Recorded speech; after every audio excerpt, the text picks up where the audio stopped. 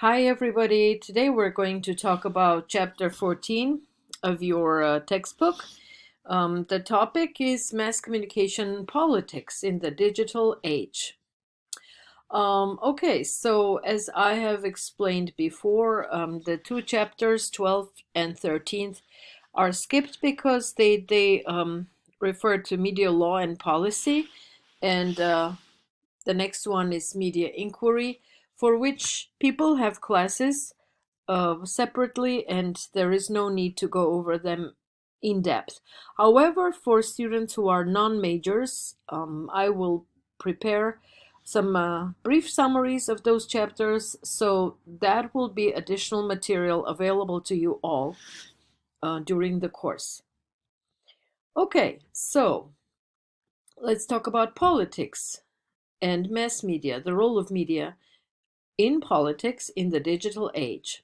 So there is definitely a relationship between politics and media. As you know, social media especially plays a huge role in changing public opinion, affecting public opinion, spreading, sharing information, by helping candidates and their parties and their teams spread their platforms and ideas, which is a good thing, communicate with voters and their constituents, the politicians who are going to be elected, people who are running for political office, those individuals who vote, we call them constituents, and constituents are following their leaders or potential leaders to see what they have to say on important issues.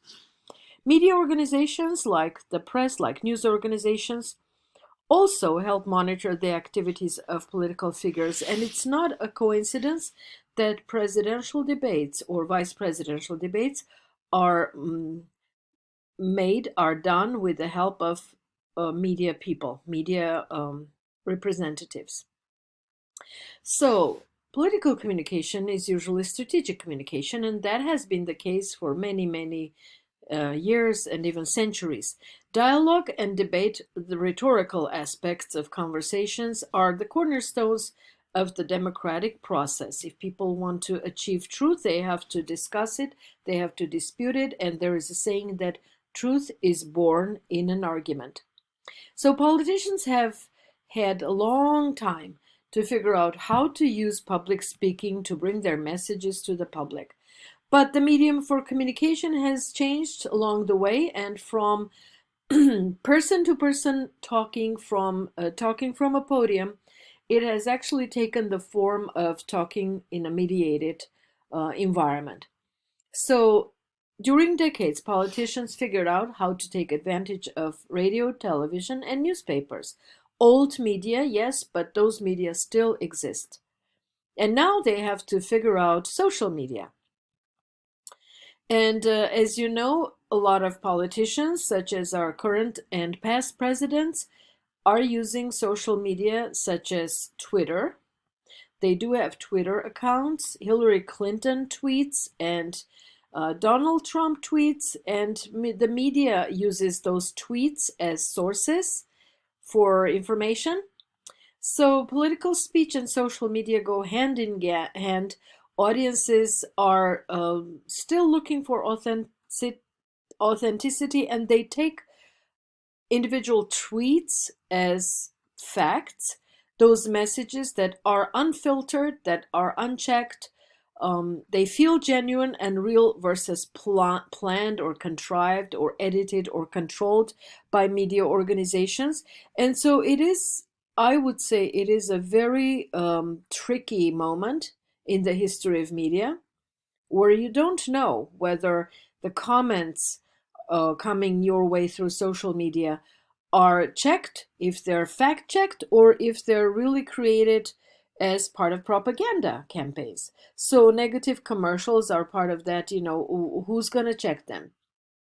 Negative political ads are another dangerous aspect of social media that can spread them without fact checking. Because there are no gatekeepers, there will be no filters, and intuitively we feel that filters are not such good things. There is also a place for editorial oversight to make sure that the facts presented as such are actually trustworthy. So, why do we see political ads that have negative um, attitudes?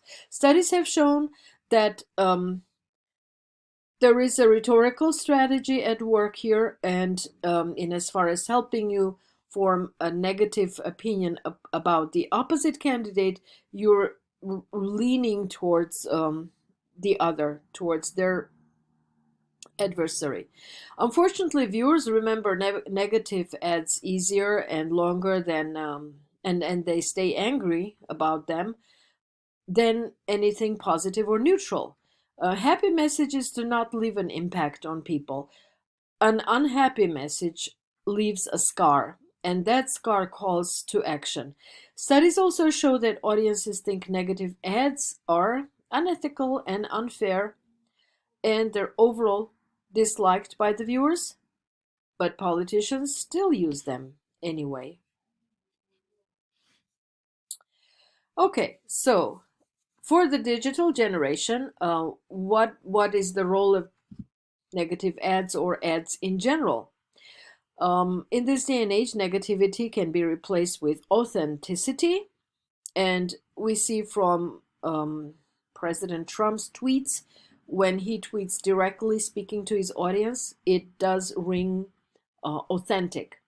Authenticity is conveyed through longer digital formats, cross-posted on a range of social media platforms. So if in the past we would say triangulate, look for alternative sources to verify information, now it doesn't take long to come across the same information on multiple platforms without the confidence that this is actually reliable.